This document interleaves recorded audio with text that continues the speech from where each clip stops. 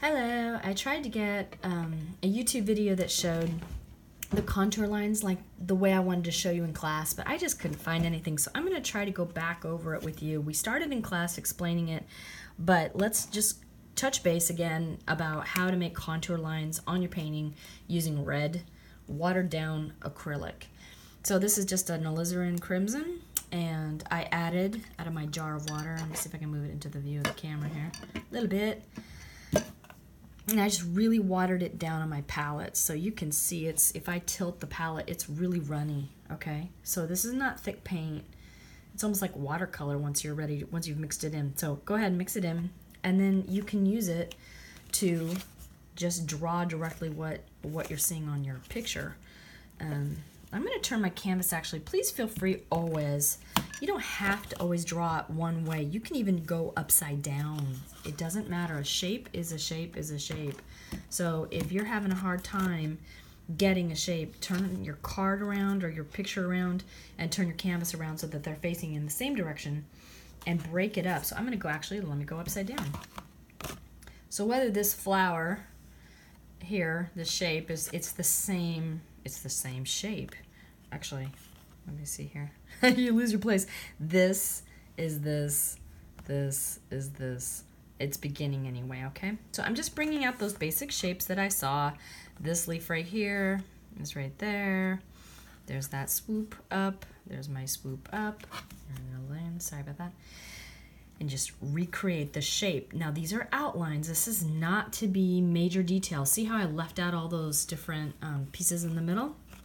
Sorry, the stamens, or I forgot what they call them, but all of those little swoops, those will go at the end. Just go with the basic shape. That's all the information you need to record. Okay, so actually, since my area is this way, make sure I don't get too confused. Grab my paint, come over here, and I'm just gonna start saying, okay, there's this petal, I just made that petal, and I'm gonna go behind it. I'm sorry, I really have, it's hard to talk and draw at the same time. Okay.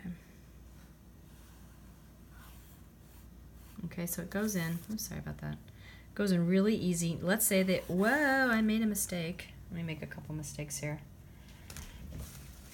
I made a really bad mistake on here, and that's not what I want. Then you just go ahead with your paper towel and kind of wipe it off. It'll make it filmy, and it might show, you might still see a shadow of it, but that's okay. It's not your main shape. All you have to do is make that line darker. You can see up in here I made some mistakes. I just rubbed it, but I feel very strongly that I understand where this shape is and compared to where that shape is. So you just paint your lines on. It's pretty easy.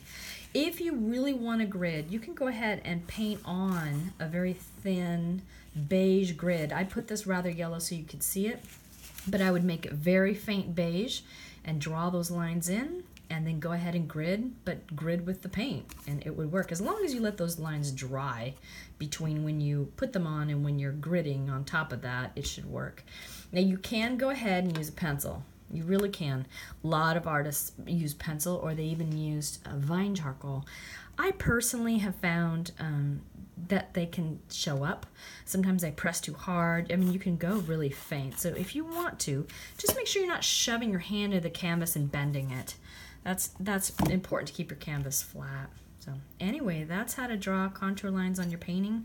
It's just like normal drawing, and you erase just like you would normally, except you're just wiping it. It will turn a little cloudy. Don't worry about that. Just make your line darker and go back over the cloudiness. Let me show that. Let's say that was my eraser mark. I didn't like it. I could just go back in and make it darker, and I would be able to see exactly where my line is.